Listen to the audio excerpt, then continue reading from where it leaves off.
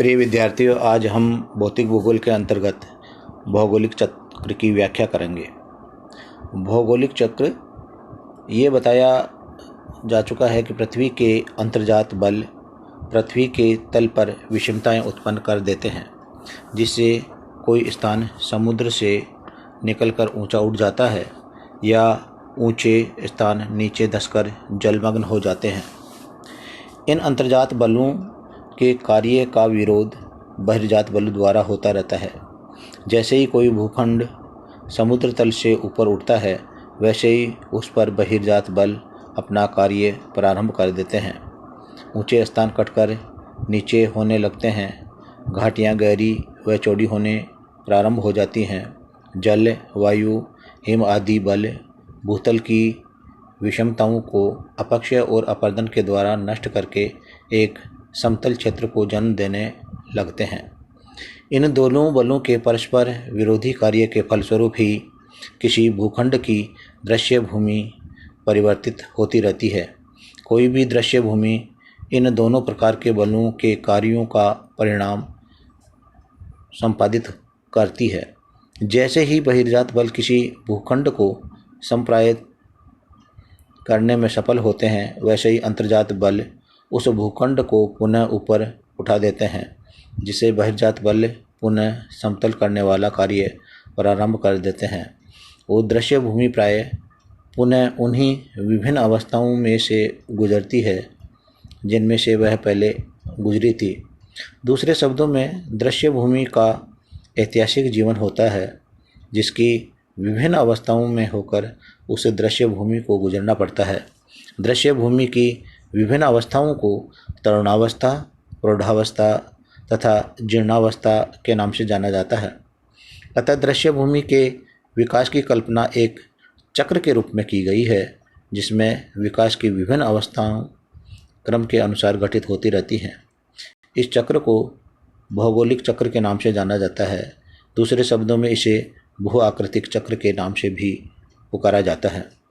19वीं शताब्दी के अंतिम दशक में अमेरिकन भूगोलवेत्ता W.M. डेविस ने इस चक्रीय सिद्धांत का सर्वप्रथम प्रतिपादन किया। उनकी मुख्य धारणा अपर्दन क्रियाओं को स्थिर रूपों के विकास चक्र में समायोजित करना था। डेविस के मतानुसार भौगोलिक चक्र की परिभाषा हम इस प्रकार कर सकते हैं। भौगोलिक चक्र समय की वह अवधि है जिसमें ऊपर उठा कोई भूखंड भूमि कटाव यानी अपक्षय तथा अपर्दनों द्वारा एक लक्षण विहीन समतल मैदान में परिवर्तित हो जाता है। भौगोलिक चक्र की कल्पना डेविस के अतिरिक्त जर्मन विद्वान पेंक ने भी की थी, परंतु दोनों के विचारों में यथेष्ट मतभेद देखने को मिलते हैं।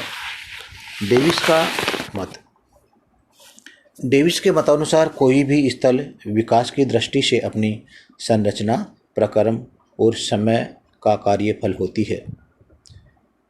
इन तीनों तत्वों का स्थान डेविस के मत के अंतर्गत मुख्य माना जाता है।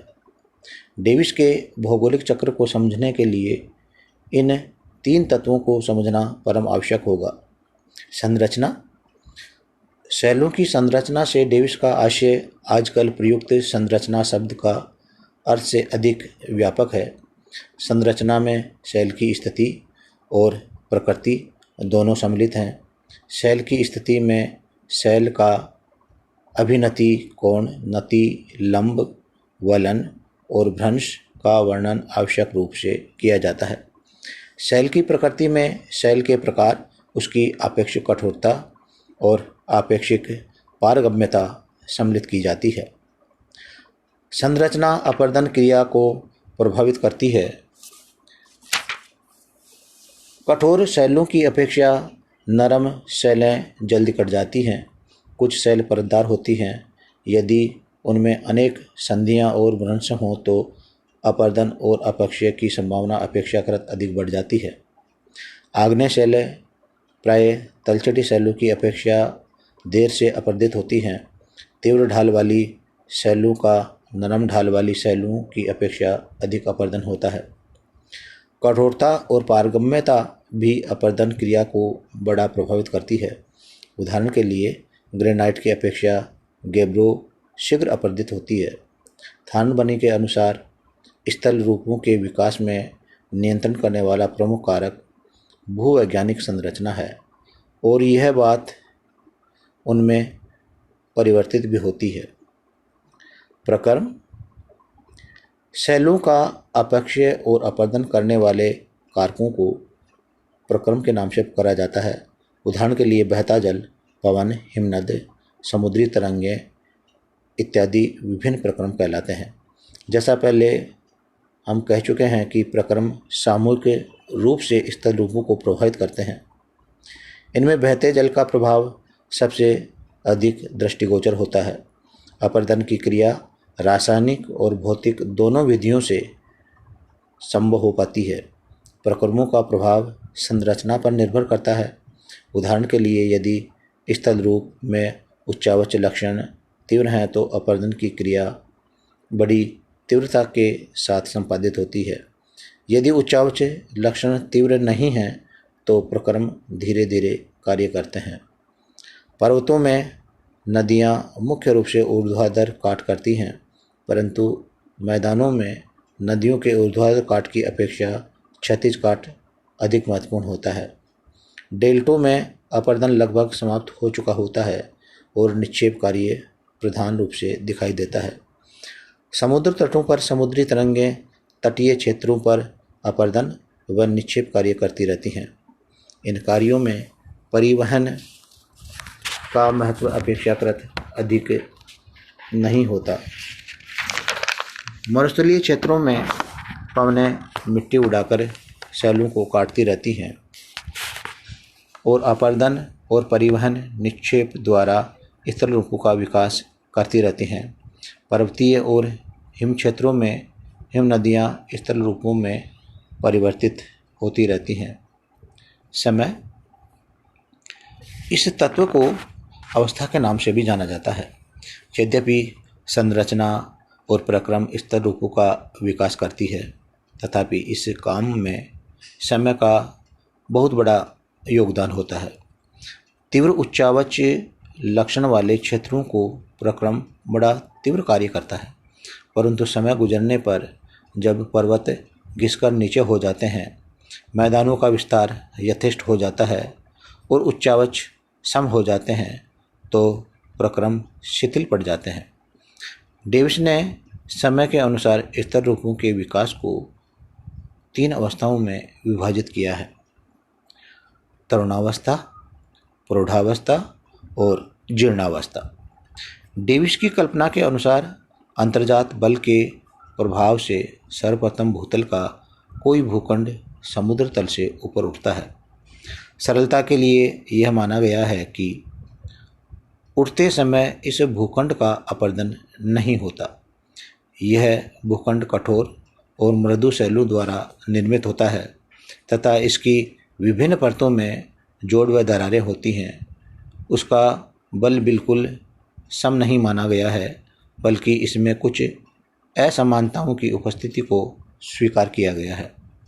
ऊपर उठने के बाद इस पर प्रक्रमों का प्रभाव पड़ने लगता है। वर्षा द्वारा प्राप्त जल नदी नालों के रूप में उन प्रारंभिक अक्षमताओं का अनुकरण करता है जो ऊंचे उठे भूखंड में उपस्थित हैं। यह डेविस के चक्र की प्रारंभिक अवस्था है। इस अवस्था में भूखंड का प्रारंभिक अक्षमताओं के अनुसार बहने वाली नदियों के अनुवर्ती कहा जाता है। यह नदियाँ समुद्र में गिरती हैं, परंतु कई बार भूखंड के अनेक गड्ढों में गिरने लगती हैं, जिससे वहाँ झील का निर्माण होता है। तब झील भर जाती है तो जल आगे बढ़ता है और अंत में समुद्र तक पहुँचता है। समुद्र में नदी अपने मुख के समीप भूमि को ऊर्ध्वाधर नीचे की ओर नहीं काट सकती, अतः समुद्र तल को यदि काल्पनिक रूप से भूखंड के नीचे फैला दें तो नदी इस तल से नीचे अपर्दन कार्य नहीं कर सकती। इस तल को निम्न स्तर के नाम से जाना जाता है। नदी में जल बहने के लिए यह आवश्यक है कि नदियाँ अपने निम्न स्तर से थोड़ा ऊपर की ओर बहें। भूखंड में अनेक निर्बल स्थान होते हैं। उदाहरण के लिए 2 कठोर शैल क्षेत्रों के बीच यदि कोई मृदु शैल है तो जल इस मृदु क्षेत्र में बहने लगता है और नदी का रूप धारण कर लेता है। अतः भूतल की रचना निर्बलता के कारण उत्पन्न नदियों को परवर्ती नदियों के नाम से जाना जाता है। जिन स्थानों पर परतों की कठोरता साधारण रूप से एक सम प्रतीत होती है, वहाँ या तो केवल किसी अवसर के कारण या बहुत सूक्ष्म परत विभिन्नता के कारण नदियाँ बन जाती हैं। उदाहरण के लिए गहरी मृत्तिका के क्षेत्र के समांग शैल व्यवस्था में जो नदियाँ उत्पन्न होती हैं उन्हें अक्रमवर्ती नदियों के नाम से जाना जाता है। जो नदियाँ अनुवर्ती नदियों के विपरीत दिशा में बहती हैं उन्हें प्रत्यानुवर्ती नदियों के नाम से जाना जाता है। आजकल प्रत्यानुवर्ती नदियाँ उन नदियों को भी कहते हैं जो भूखंड के ढाल के विपरीत दिशा में प्रवाहित होती हैं। प्रवणित अवस्था में नदी अपर्दन और निक्षेप कार्यों में संतुलन होता है। इस अवस्था में अपर्दन करने की क्षमता या तो बिल्कुल नहीं होती या उपेक्षणीय होती है। मार्ग की शैलों की आपेक्षिक कठोरता और नीचे या ऊंचे कारणों के कारण नदियाँ सीधे मार्ग में नहीं चलती बल्कि इधर उधर घुमावदार बहती हैं। इन घुमावों के आंतरिक भागों में निक्षेप और बाहरी भागों में अपर्दन होता रहता है। नदी विभाजक बहुत नीचे दिखाई पड़ते हैं। नदियाँ प्रवणित अवस्था प्राप्त कर लेती हैं। नदी घाटी की यह जीर्णावस्था कहलाती है। नदी घाटियों की तटीय दीवारों और ढालों पर अपक्षय की क्रिया द्वारा शैल पूर्ण एकत्रित हो जाती है। प्रारंभ में नदी ढालों के अनियमितताएं पाई जाती हैं क्योंकि कठोर और नरम शैलें उसे उबड़ खाबड़ बना देती हैं। यह अवस्था नदी घाटी की तरुणावस्था जैसी होती है।